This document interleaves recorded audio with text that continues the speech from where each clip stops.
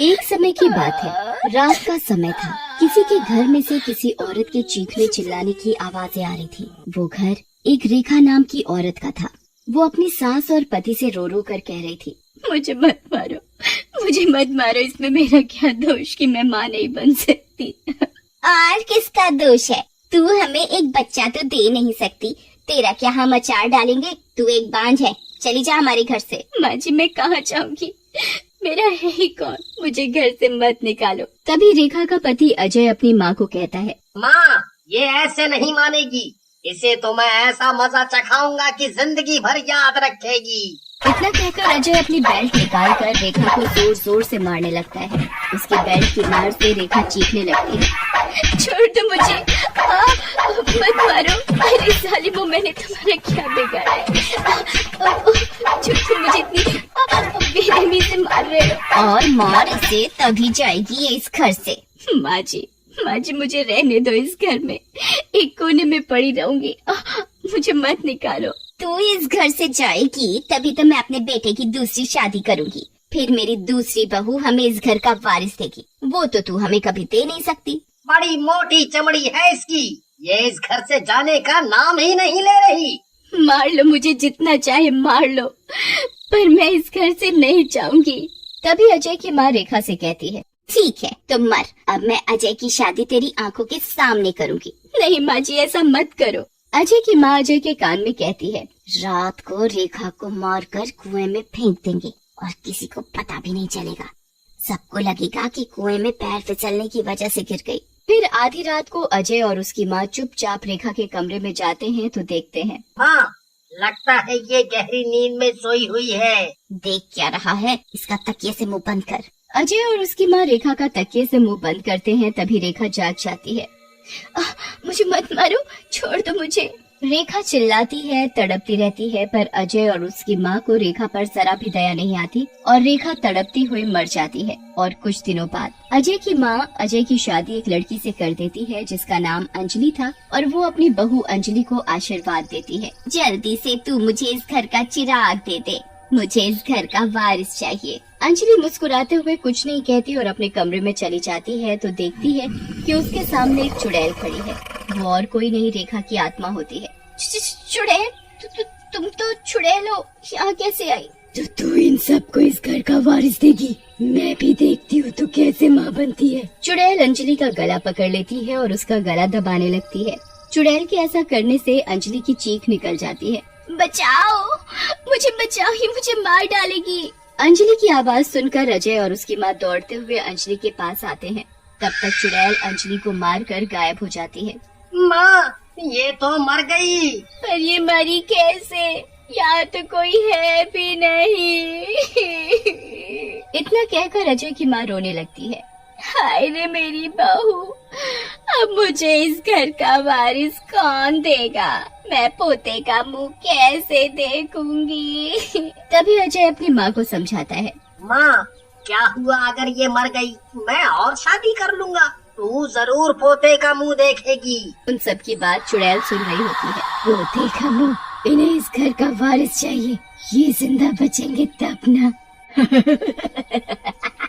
ये कहकर वो जोर जोर से हंसने लगती है और रात को अजय और उसकी माँ खाना खाकर अपने अपने कमरे में सोने चले जाते हैं। तभी चुड़ैल अजय की माँ के कमरे में जाती है और उसका गला दबाने लगती है। कौन? चुड़ैल, तुम तो रेखा हो, तुम तो मर गई थी। हाँ, मैं मर गई थी, अब तुझे मारने आई हूँ। मुझे मत मारो, मैं तुम्हारे हाथ छोड़ती हूँ, मुझे छोड़ दो। छोड़ दो? तुझे पोता चाहिए ना, मैं देती हूँ तुझे पोता। अजय को अपनी माँ के रोने की आवाज सुनाई देती है और वो अपने माँ के कमरे में आकर देखता है। चुड़ैल, छोड़ दे मेरी माँ को, छोड़। अच्छा हुआ तू यहीं आ गया, ले अब तू भी मर। इतना कहकर चुड़ैल अजय का भी गला दबाने लगती है। अजय और उसकी माँ दर्द से चीखते हुए चुड़ैल से कहते हैं, हमें मत मारो, छोड़ दो हमें माफ कर दो, छोड़ दो हमें। पर चुड़ैल अजय और उसकी माँ की एक नहीं सुनती और उन दोनों को मार देती है और वहाँ से चली जाती है और वो घर खाली पड़ा रह जाता है। कुछ समय बाद विनय और उसकी पत्नी लता अपने 5 साल के बेटे प्रिंस के साथ एक किराए के घर में रहते थे। एक दिन की बात है, विनय अपनी पत्नी को बताता है, लता, मुझे एक बहुत ही अच्छा और बढ़िया घर बड़े ही सस्ते दामों में मिल गया है। अब हमें इस छोटे से घर में नहीं रहना पड़ेगा। ये तो बड़ी ही अच्छी बात है, पर मुझे एक बात समझ में नहीं आ रही कि हमें ये घर इतना सस्ता कैसे मिल गया। अरे ये तो अच्छी बात है कि हमें सस्ता और अच्छा घर मिल गया। अब तुम ज्यादा मत सोचो, कल ही हम उस नए घर में शिफ्ट हो जाएंगे। और अगले दिन विनय और लता अपने नए घर में शिफ्ट हो जाते हैं। विनय घर की सफाई में लग जाता है और लता प्रिंस को दूध पिलाने लग जाती है। प्रिंस बेटा, तुम दूध पी लो, तुमने बहुत देर से कुछ नहीं खाया, तुम्हें भूख भी लगी होगी। अभी तुम दूध पी लो, फिर जब खाना बन जाएगा तब मैं तुम्हें खाना खिला दूंगी। ठीक है मम्मी। मम्मी, मैं अपनी साइकिल चला लूं? हाँ हाँ चला लो, जब तक मैं घर की सफाई कर लूं। ये कहकर लता घर की सफाई में लग जाती है। प्रिंस अपनी साइकिल चलाने में लग जाता है। तभी चुड़ैल प्रिंस के पास आती है और उसे बड़े प्यार से देखने लगती है, जैसे मानो प्रिंस उसका ही बच्चा हो। बेटा, आप क्या कर रहे हो? मुझे भी अपने साथ खिलाओगे? आप कौन हो? आप कहाँ से आई हो? मैं बेटा आपकी मासी हूँ। क्या मैं आपके साथ खेल सकती हूँ? हाँ मासी, आप मेरे साथ खेल सकते हो, फिर तो बड़ा मजा आएगा, है ना? हाँ बेटा। मासी, अब मैं थक गया और मुझे बड़ी जोरों की भूख भी लगी है। मैं खाना खाने जा रहा हूँ। तुम्हें भूख लगी है? लो, मैं तुम्हारे लिए खाना लेकर आती हूँ। चुड़ैल प्रिंस के लिए अपने जादू से खाना लेकर आती है और वो प्रिंस को खाना खिलाने लगती है। मासी, आप तो बहुत अच्छी हो। ज्यादा बातें मत बनाओ, अब जल्दी से अच्छे बच्चे की तरह खाना खत्म कर लो। चुड़ैल प्रिंस को खाना खिला रही होती है, तभी लता वहाँ आ जाती है। प्रिंस को अकेले अकेले किसी के साथ खाना खाते देख लता डर जाती है। प्रिंस बेटा, आप किससे बातें कर रहे हो और आप किसके साथ खाना खा रहे हो? यहाँ तो कोई नहीं है। है ना, ये मासी बड़ी अच्छी है। मुझे भूख लग रही थी तो मासी ने ही मुझे खाना खिलाया और वो मेरे साथ खेलती भी है। कहाँ है वो? तभी चुड़ैल अचानक से गायब हो जाती है। अरे, ये मासी तो अभी इधर ही थी, पता नहीं कहाँ गई। लता प्रिंस को इस तरह की बातें करते हुए डर जाती है और वो उसे उठाकर कमरे में ले जाती है और विनय को सब बताती है। अरे, ये सब तुम्हारा वहम होगा। नहीं जी, मुझे ऐसा लगा जैसे प्रिंस के साथ कोई था, पर मुझे वहाँ कोई दिखाई नहीं दिया।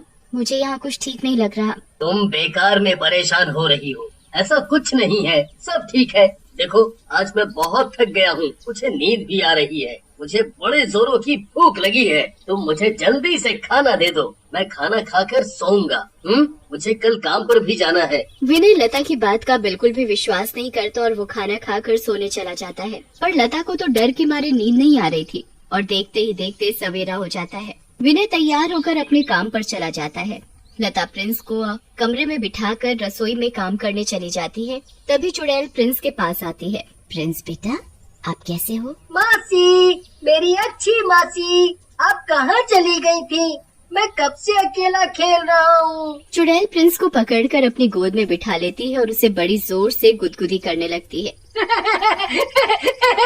मासी, मुझे गुली गुली हो रही है, प्लीज मत करो। प्रिंस के जोर जोर से हंसने की आवाज सुनकर लता आ जाती है और उसे गोद में उठा लेती है। प्रिंस बेटा, आप किससे बातें कर रहे हो और आप इतनी जोर जोर से क्यों हंस रहे थे? वो मासी मुझे गुली गुली कर रही थी ना। कहाँ है तुम्हारी मासी? प्रिंस चुड़ैल की तरफ हाथ उठाकर कहता है। ये है मासी, और ये बहुत अच्छी है। ये मुझे बहुत प्यार करती है, मेरे साथ खेलती है, मुझे खाना खिलाती है। पर बेटा, यहाँ तो कोई नहीं है। ये तो नहीं, ये बैठी है।